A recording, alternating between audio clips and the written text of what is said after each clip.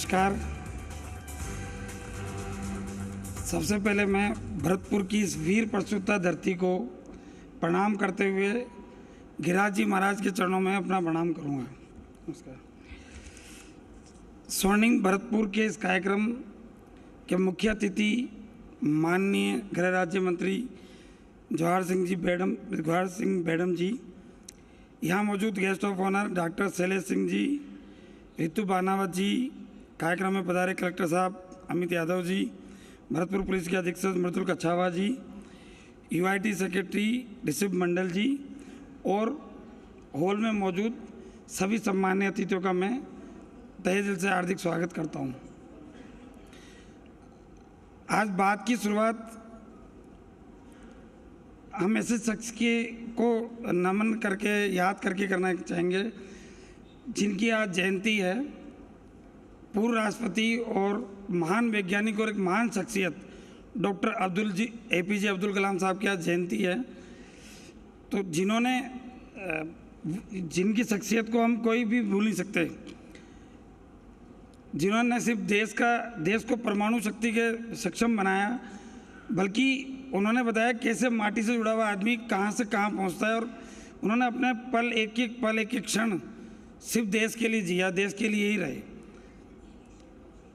Doctor APJ Abdul Kalam साहब की वो लाइनें मेरे ख्याल में सभी को याद होंगी कि सपने बंद आंखों से नहीं देखे जाते, सपने खुली आंखों से देखे जाते हैं। सपने वो नहीं होते जो हम सोते हुए देखते हैं, बल्कि सपने वो हैं जो हमें सोने नहीं देते हैं। तो आज की इस कार्यक्रम का जो शीर्षक स्वर्णिम राजस्थान, हमारे प्रदेश के जो माननीय मुख्यमंत्री भजन लाल जी हैं, मुझे लगता है वो भी इन बातों से प्रभावित हैं। इसीलिए उन्होंने भी सपना देखा राजस्थान को बढ़ाने का, राजस्थान को आगे पहुंचाने का, और पहली बार मुख्यमंत्री बने और पहले ही साल में उन्होंने ग्लोबल समिट जो इन्वेस्टमेंट समिट जो हम करने जा रहे हैं, स्वर्णिम rising Rajasthan global investment summit की शुरुआत वो पहले ही साल में करने जा रहे हैं। मतलब इस राजस्थान में विकास की गंगा को बहाने का जो उनका सपना है, वो पहले ही साल में वो अपने उसमें कर रहे हैं। हालांकि दिसंबर में होने वाली समिट प्रदेश के लिहाज से बहुत महत्वपूर्ण है, लेकिन इस समिट में अपना योगदान देते हुए मैं ये बताना चाहूँगा कि जी राजस्थान भी सभी जिलों में जाकर स्वर्णिम राजस्थान की इस सफ़र को आगे बढ़ा रहा है। इसकी शुरुआत हमने राजस्थान के इस पूर्वी द्वार से आज शुरू की है। यहाँ का लोहागढ़ जो कि अजय और अभेद है, वह दिखाता है कि हम अगर ऐसा दुर्ग बना लें तो कोई हमें जीत नहीं सकता। यह हमें अभेद होने की प्रेरणा देता है। यहाँ का केवलादेव पक्षी अभयारण्य जो हमें दिखाता है कि प्रवासियों का किस तरह स्वागत करना चाहिए। यहाँ का नेशनल कैपिटल रीजन क्षेत्र जो है हमें दिखाता है कि हम राष्ट्रीय राजधानी से जुड़े हुए हैं, और बताता है कि अगर ठान लें तो विकास की दिल्ली भरतपुर के लिए दूर नहीं। लेकिन एनसीआर में शामिल होने के बावजूद एक पीड़ा जो हर बार लगती है वो ये कि भरतपुर एनसीआर में शामिल है, संभाग मुख्यालय हैं, लेकिन कुछ समय पहले तक संभाग मुख्यालय वाली फीलिंग यहाँ नहीं आती थी।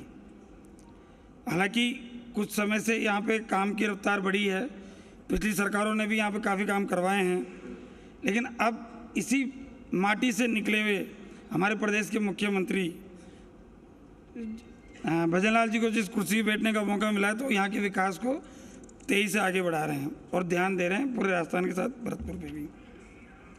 हाल ही में जर्मनी और यूके दौरे पर परसों रात को रवाना होने से पहले 2 दिन पहले खुद मुख्यमंत्री जी ने यहाँ पे विकास कार्यों का जायज़ा लिया भरतपुर में, जो ये उम्मीद जगाता है कि हम आगे बढ़ रहे हैं, हम मजबूत हो रहे हैं। बस ज़रूरत है कि हम सकारात्मक सोच के साथ और ईमानदारी के साथ आगे बढ़ें। बात करें यहाँ की उसकी खासियत, तो अयोध्या में बनने वाले श्री राम मंदिर तो राम जी की भी हमारे यहाँ विशेष कृपा शायद भरतपुर पर रहेगी, क्योंकि श्री राम मंदिर में बंसी पहाड़पुर की माटी और पत्थर दोनों लगे हैं, तो यहाँ की माटी को भगवान श्री राम भी स्वर्णिम ही रखेंगे। और ये कहते हुए सर्दियों का वो नज़ारा भी ध्यान में आ जाता है जब पूरा भरतपुर और राजस्थान का अधिकांश हिस्सा स्वर्णिम ही दिखता है, क्योंकि प्रदेश या इससे भी बढ़कर कहूँ तो देश भर के ऑयल सीड कंट्रीब्यूशन में खास तौर पर सरसों उत्पादन के मामले में जो योगदान भरतपुर का है वह किसी से छिपा नहीं है। सर्दियों के मौसम में तो भरतपुर का पूरा जिला ही पीली चुनरी चादर ओढ़ा नजर आता है। यहाँ का मधुमक्खी पालन भी एक खास नज़रिया देता है। कहा जाता है मक्खियाँ जहाँ होती है वहाँ गुड़ होता है, मतलब गुड़ जहाँ होता है वहीं मक्खियाँ होती हैं। तो उम्मीद यह है कि स्वर्णिम धरती का भविष्य भी स्वर्णिम होगा और यहाँ भी उद्योग रफ्तार पकड़ेंगे, युवाओं को रोजगार मिलेगा और प्रदेश के आर्थिक विकास की रफ्तार में मजबूत पहिए की भूमिका निभाएंगे। इसी उम्मीद के साथ एक बार फिर मैं आप सभी का आभार व्यक्त करता हूँ और उम्मीद करता हूँ कि जी राजस्थान के सभी कार्यक्रमों को आप इसी तरह अपना प्यार और सम्मान देते रहेंगे। जय राजस्थान।